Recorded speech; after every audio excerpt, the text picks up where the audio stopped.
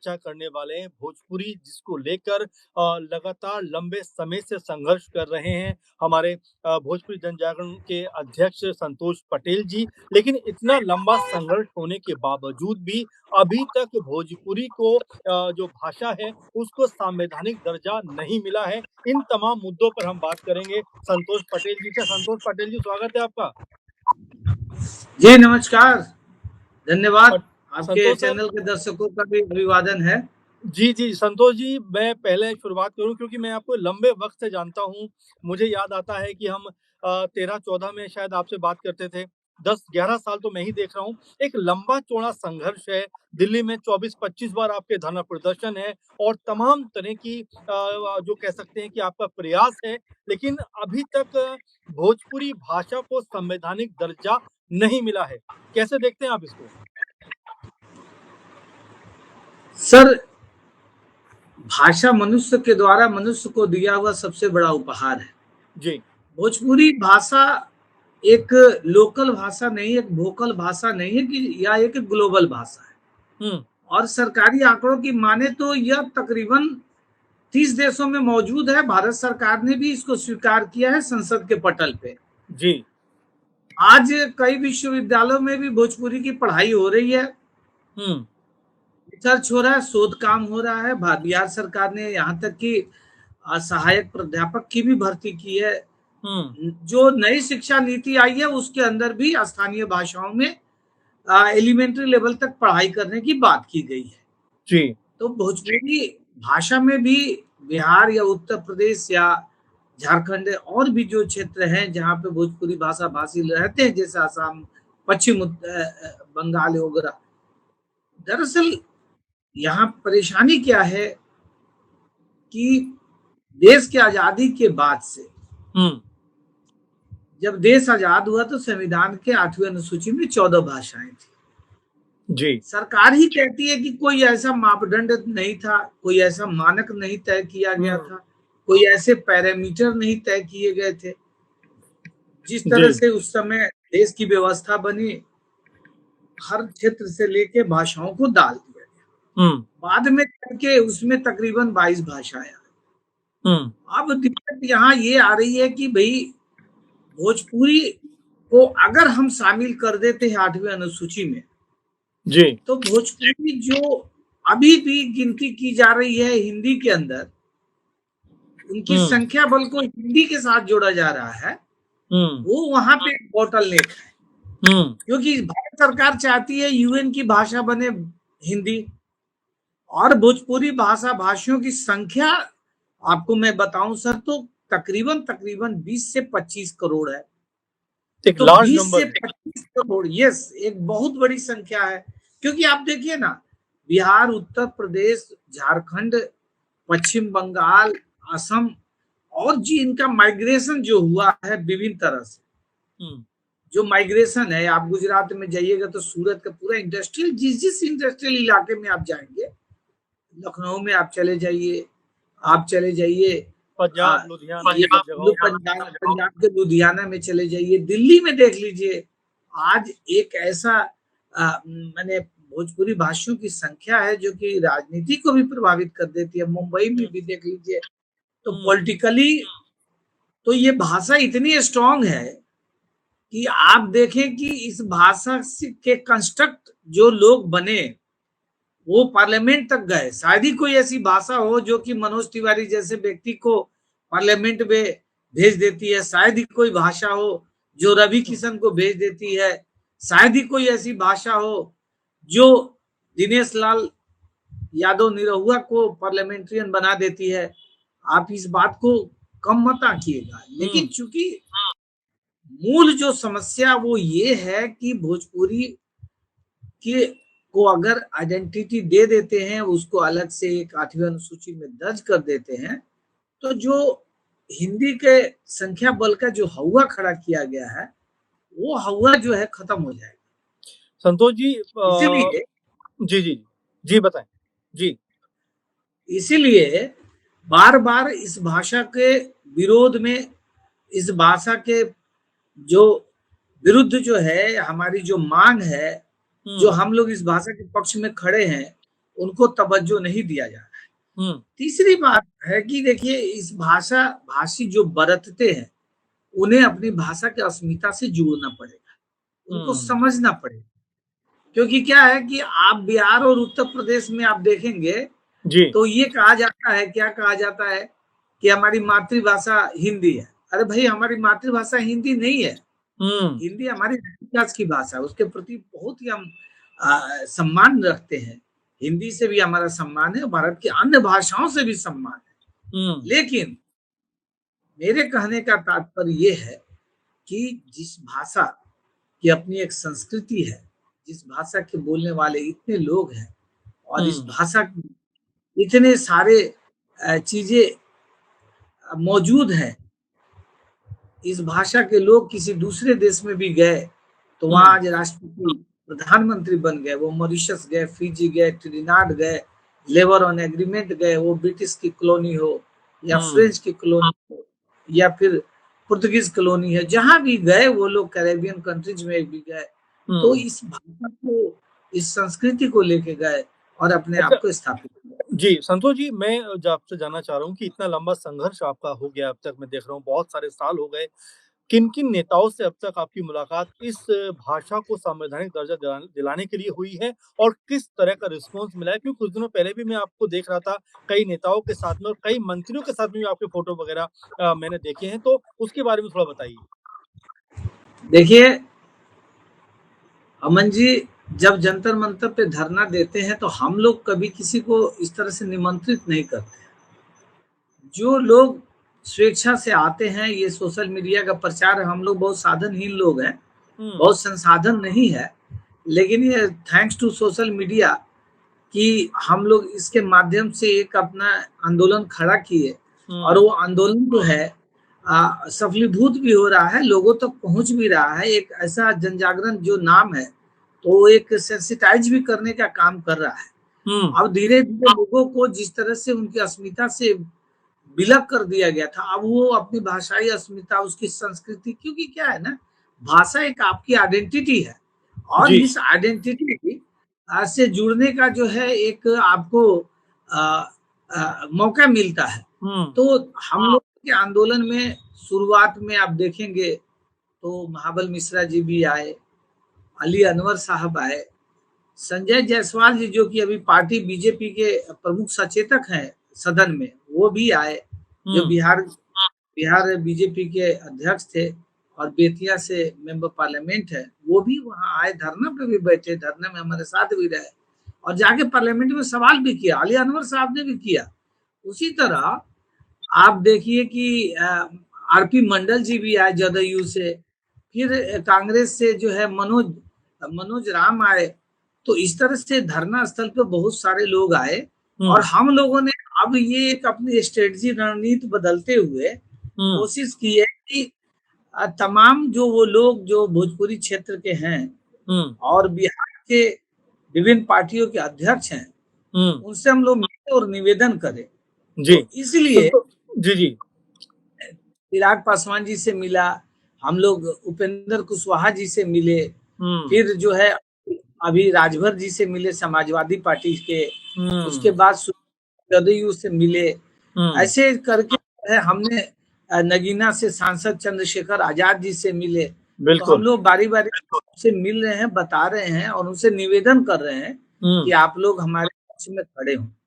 असल में मेरा ये सवाल इसलिए था संतोष जी क्योंकि बिहार में 3-4 महीने के बाद चुनाव है। पॉलिटिकल तौर पे क्या आप इसको मुद्दा बनाना चाह रहे हैं या कोई ऐसी रणनीति है जिसके तहत आप लोगों तक ये बात लेकर जाएँ कि भई नेताओं को कम से कम दबाव बनाएँ कि इस तरह के मुद्दे पर वो संसद के अंदर अपना पक्ष मज़बूती के साथ में रखें? देखिए यही जो बिल्कुल अमन जी, इसी कारण से, इसी चीज को ध्यान में रखते हुए हम हुँ, लोग लगातार हर पार्टी के अध्यक्ष से और विभिन्न पार्टियों के जो राजनेता हैं उनसे मिल रहे हैं। हुँ, केवल हुँ, देखिए दिल्ली से अगर मान लीजिए मनोज तिवारी जी हैं या गोरखपुर से, तो केवल वही तो दो लोग नहीं है, और लोग भी हैं, हुँ। 50-60 सांसद हैं। कि जिस तरह से भोजपुरी भाषा को लेकर कहें तो आपने शुरू में ज़िक्र किया कि चाहे हम रवि किशन की बात करें, मनोज तिवारी की बात करें, पवन सिंह की बात करें, इनके ऊपर भाषा का कर्ज तो कहीं न कहीं है। तो क्या लगता है कि इनको गंभीरता के साथ में ये मुद्दा नहीं उठाना चाहिए? देखिए, मैं एक बात कहता हूँ और उसको शायद उस गंभीरता को समझने की ज़रूरत है। भाषा जो है ना बहुत गंभीर विषय है। जी। ये दूसरी बात है कि आप गाना गाते हैं या आप परफ़ॉर्मेंस करते हैं, लेकिन उत्तर भारत में लोगों की जो मानसिकता बनाई गई है, वो हुँ, ये है कि हमारी मातृभाषा हिंदी है। भोजपुरी को इस तरह से कर दिया गया जैसे आपने देखा होगा कि अंग्रेजी क्या है, छोटी-छोटी भाषाओं को डिक्लाइन करती है। हुँ, वही पूरी दुनिया में अंग्रेजी क्या कर रही है, छोटी-छोटी भाषाओं को डिक्लाइन कर रही है। वही काम हिंदी अपने क्षेत्र में कर रही है, छोटी-छोटी भाषाओं को डिक्लाइन कर रही है।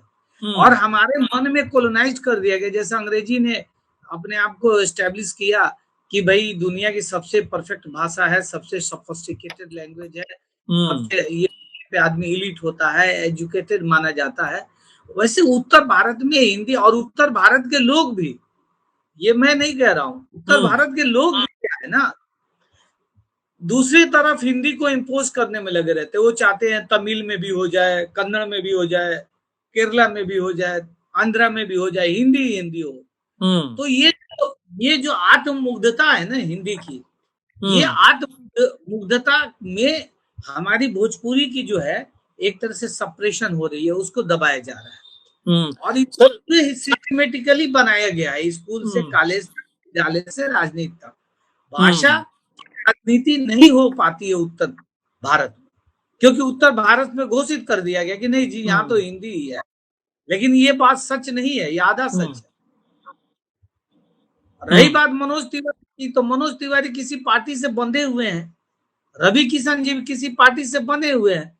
अब उनके अगर पार्टी की स्टैंड ही नहीं है कि भोजपुरी को मान्यता देना है, हुँ, उनके पार्टी का स्टैंड है कि भाई हिंदी को यूएन की भाषा बनानी है, तो भाई संख्या बल बनी रहनी चाहिए। तो हुँ, मनोज तिवारी जो है पार्टी से, क्योंकि पार्टी से राजनीति में आए हैं, जी, ठीक है, वो भोजपुरी से उनका अपना एक कद बना, लेकिन वो पार्टी के बदौलत जो है राजनीति में है। कल पार्टी उनको बाहर कर दे तो आपको याद है कि कभी वो समाजवादी पार्टी से भी खड़े हुए थे, गोरखपुर बिल्कुल, से जमाना खत्म हो गया। जी, तो ये अभी जो पूरे देश में एक व्यक्तिवादी राजनीति चल रहा है, हर पार्टी में एक व्यक्ति का जो है दबदबा रहता है और वही राजनीति को लीड करता है। तो हुँ, जो दूसरे लोग हैं वो इंजन के डब्बे की तरह होते हैं, इंजन हुँ, कोई और होता है। तो उस डब्बा को निकाल के बाहर कर देंगे, कोई और डब्बा आ जाएगा। संतोष जी लास्ट कोई मेरा है ना? जी, जी। संतोष जी लास्ट में मैं बस ये पूछना चाहूँगा कि भोजपुरी भाषा को संवैधानिक दर्जा दिए जाने के पीछे नहीं दिए जाने के पीछे एक्चुअली सबसे बड़ी वजह आप क्या देखते हैं? ये पॉलिटिकल एक वजह है या लोगों का जुड़ाव उस तरह से नहीं हो पा रहा है, जैसे होना चाहिए? देखिए सर, दोनों बातें हैं। भाषा का राजनीति तो होता है, politics of language always be in India. हुँ, और राजनीति इस तरह से की जाती है, राजनीति इस तरह से की जाती है कि यहाँ बताई जाती है कि फला भाषा नीचे है, फला भाषा ऊपर है, फला भाषा इलिट है, फला भाषा सबल्टर्न है, तो इनकी भाषा ये है तो छोटी है।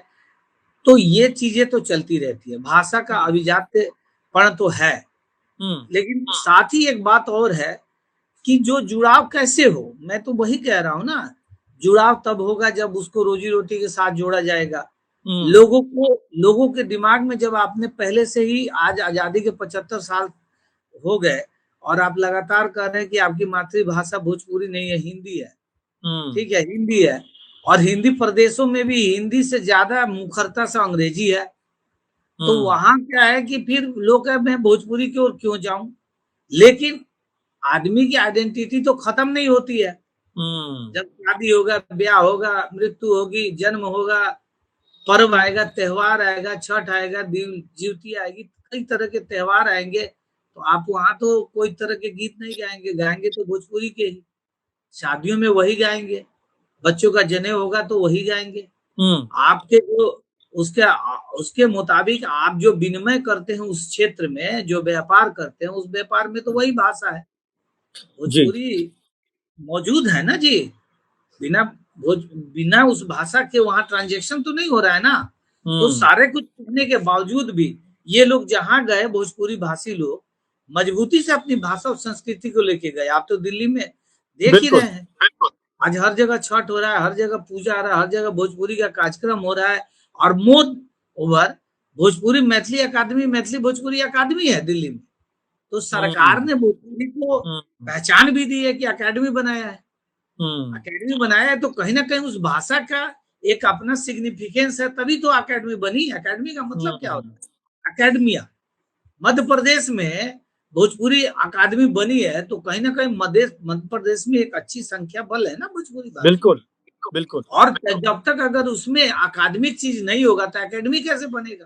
तो हुँ, ये चीज़ है कि अभी जो भाषा का जिस तरह से जुड़ाव अब हम लोग तो बोडोलैंड वाले तो है नहीं कि बंदूक उठा लेंगे, मणिपुरी वाले है नहीं कि बंदूक उठा लेंगे, हुँ, गोरखालैंड वाले है नहीं कि बंदूक उठा लेंगे क्योंकि आप बाद की भाषाओं को देखो, तो कुछ भाषाएँ उस तरह से जुड़ी। अब डोगरी है, एकदम से बिना कोई आंदोलन के जुड़ गई, बिना किसी आंदोलन के। आप सिंधी भाषा को देखो, उसका कोई क्षेत्र भी नहीं है। लेकिन बिना कोई आंदोलन के चूंकि आरएसएस के साथ जुड़ी थी तो उन्होंने फटाफट अटल बिहारी वाजपेयी का प्रस्ताव आया तुरंत हो गया। तो हुँ, अब भोजपुरी भाषी प्रदेश जो है वो बड़ा विद्रोही स्वभाव का प्रदेश है। तो उस प्रदेश में आप ये बात देखेंगे, महसूस करेंगे। वो आप देखिए मंगल पांडे की जमीन है, वो आप देखिए वीर कुंवर सिंह की जमीन है, आप हुँ, वो पे देखिए चित्तू पांडे की जमीन है। जब पूरा देश आजाद नहीं हुआ था तो वहां पे आजाद बलिया में बागी बलिया हो गया था, हुँ, जगदीशपुर आजाद हो गया था। तो आपको ये भी पता होगा कि बक्सर की जो युद्ध हुई उसे युद्ध से तो पूरा भारत जो है कि एक तकदीर बदल गई। पूरे भारत को उस दिन से कंपनी सरकार ने अपने अंडर ले लिया। तो ये सारी चीजें क्या है जी, कि भोजपुरी भाषी क्षेत्र को अगर वो मान्यता देते हैं तो उनको ऐसा लगता है कि भोजपुरी प्रदेश की भी मांग हो सकती है। जी, तो सरकार के अपने परम्यूटेशन कॉम्बिनेशन होते हैं, हुँ, उसी अनुरूप सरकार काम करती है। लेकिन मैं इसको ये नहीं मानता कि भाषा से जुड़ाव नहीं है। हुँ, अगर भाषा से जुड़ाव नहीं होता तो आप यूट्यूब पे देखिए कि भोजपुरी के गानों में मिलियन मिलियन व्यूज जाता है। भोजपुरी के जो परफॉर्मर हैं वो 10-10 लाख 20-20 लाख लेके परफॉर्म करते हैं। अगर हुँ, भोजपुरी गाने में दम नहीं होती तो आज हनी सिंह भी गाने का टैगलाइन नहीं लेता। जी, ये बिल्कुल। सब बात अलग है कि ये अश्लील है, फश्लील है, ये सब बातें होती रहती हैं। हुँ, तो मैं उन लोगों के लिए भी बता देता हूँ कि अंग्रेजी फ़िल्म में तो पोर्नोग्राफ़ी बनती है, तो क्या अंग्रेजी जो है अश्लील भाषा हो गई? हुँ, स्पेनिश में भी पोर्नोग्राफ़ी की इंडस्ट्री है, वहाँ एस्टेब्लिश इंडस्ट्रीज़ हैं, वहाँ फ़िल्म जगत है पोर्नोग्राफ़ी का। तो उससे कोई भाषा अश्लील-वश्लील नहीं होती, अश्लीलता हमारे दिमाग में है जी। और अश्लील जो चीज़ें हैं, उसमें और इरोटिसिज़्म के बीच में एक पतली-सी मेम्ब्रेन्स होती है, उसको समझना ज़रूरी है। हुँ। जी, संतोष जी, आपने बहुत सारी जानकारी हमारे साथ साझा की और हम तो उम्मीद करेंगे कि आपका जो संघर्ष है, उसको कहीं न कहीं एक जो मज़बूती के साथ में जो आपने अभियान छेड़ा हुआ है, भारतीय जन जागरण अभियान के तहत भोजपुरी भाषा को संवैधानिक जो दर्जा है, वो मिले और आपका संघर्ष कहीं न कहीं सफल होता हुआ नज़र आए। आप हमारे साथ जुड़े, तमाम जानकारी हमारे साथ साझा की, आपका बहुत धन्यवाद। तमाम दर्शक हमारे साथ जुड़े, उनका बहुत धन्यवाद। फिर आपसे मुलाकात होगी। फिलहाल इस प्रोग्राम में इतना ही। नमस्कार। बहुत-बहुत शुक्रिया, बहुत धन्यवाद।